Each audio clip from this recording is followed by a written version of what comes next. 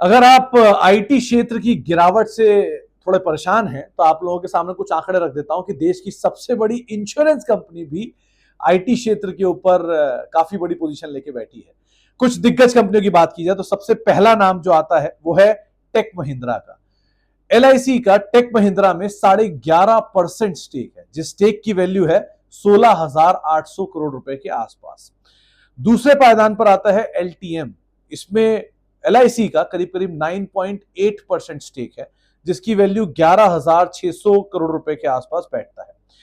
तीसरे नाम पर आता है एचसीएल टेक, जहां पर 7% के आसपास की हिस्सेदारी है एलआईसी की और करीब इसकी वैल्यू 21,800 करोड़ रुपए के आसपास बैठती है।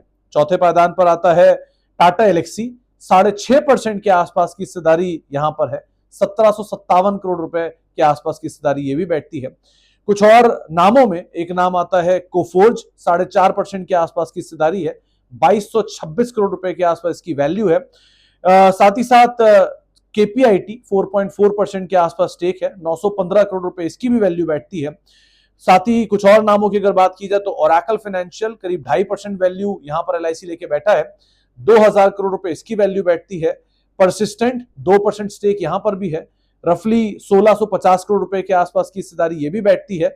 और साथ ही साथ एफएसएल 4% की हिस्सेदारी 710 करोड़ और टाटा टेक 1.5% की हिस्सेदारी 426 करोड़ रुपए की ये भी बैठती है। तो आईटी के कई दिग्गजों के पास, कई दिग्गजों में एलआईसी की भी हिस्सेदारी जरूर शामिल है।